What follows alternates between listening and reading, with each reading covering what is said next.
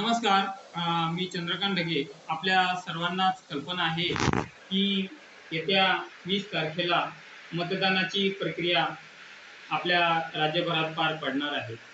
हे आपल्या सर्वांनाच माहिती आहे. परंतु मी पुन्हा एकदा आपल्या सर्व दिव्यांग बंधू भगिनींना, बांधवांना व दिव्यांगांसह सर्वसामान्य लोकांना देखील त्या गोष्टीची आठवण करून देतोय की मतदान करत असताना आपण पुरेपूर विचार करून मतदान करावं, जेणेकरून की आपला उमेदवार निवडत असताना तो उमेदवार खरंच खऱ्या अर्थाने विकास करणारा आहे का, विकास करत असताना तो शिकलेला आहे का, एज्युकेटेड आहे का, याचं देखील भान आपल्याला सर्वांना त्याचं असावं.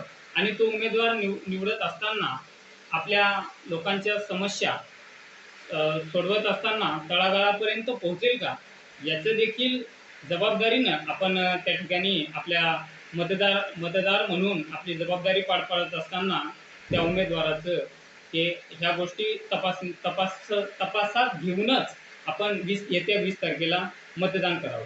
आणि सर्व दिव्यांग बांधवांनी 100% मतदानाचा हक्क बजावावा.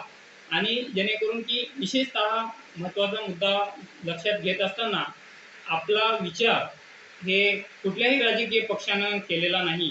तो कोणताही पक्ष असो, सर्वांनी त्यांचे जाहीरनामे त्या ठिकाणी प्रसिद्ध केलेले आहेत. परंतु कुठेही दिव्यांगांची ही वाढती बेरोजगारी, दिव्यांगांच्या गोष्टींवरती लागत असलेला GST, मग स्टिक असेल किंवा लिहिण्याच्या अन्नांच्या पाट्या असतील किंवा मग इतर काही दिव्यांगांचं साहित्य असेल, तर त्यावरती GSTचा त्यांनी सरसकट सपाटा लावलेला आहे. म्हणून आज काठी जर घ्यायला गेला एखादा अंध बांधव तर 250 रुपयाला काहीतरी नॅपमध्ये काठी मिळते अशी माहिती मला कळलेली आहे. तर त्याच्यावरती प्रचंड GST लावला गेलेला आहे. आणि त्या महागाई वगैरे ह्या गोष्टींबद्दल तर आता सर्वसामान्य लोकांना त्याची कल्पना आहेच आहे. परंतु कुठेतरी इथं दिव्यांगांना देखील सूट दिलेली नाही. कुठेतरी सरकारचं नियंत्रण ह्या बाबींवरती, ह्या गोष्टींवरती दिव्यांगांचे असायला पाहिजे. त्या गोष्टींमध्ये निदान तरी सूट दिली गेली पाहिजे. ते दिव्यांगाचा ब्लाइंड लोकांचा खेळण्याचा बॉल असेल, त्या गोष्टी म्हणजे लोकांना आवश्यक असणाऱ्या गोष्टींवरती तरी कमीत कमी GST लावली नाही गेली पाहिजे. कारण हे क्रीडा क्षेत्रासाठी कितीतरी कोटी रुपये त्या ठिकाणी क्रीडा मंत्री वगैरे खर्च करतात. तर दिव्यांगांचं क्रीडा मंत्री किंवा म्हणजे ते दिव्यांगांचं जे मंत्रालय स्थापन केलेलं आहे त्या माध्यमातून कुठेतरी ह्या गोष्टींवरती लक्ष राहिलेलं नाही असं म्हणायला काही हरकत नाही. बरं, दुसरी महत्त्वाची गोष्ट अशी की सर्वांनी जाहीरनामे प्रसिद्ध करत असताना त्या सर्वांना दिव्यांगांची आठवण का आली नसावी. दिव्यांगांचे मत या ठिकाणी कोणत्या राजकीय पक्षाला द्यावावे असा प्रश्न संपूर्ण दिव्यांगांनी विचारात घेऊनच मतदान करावं.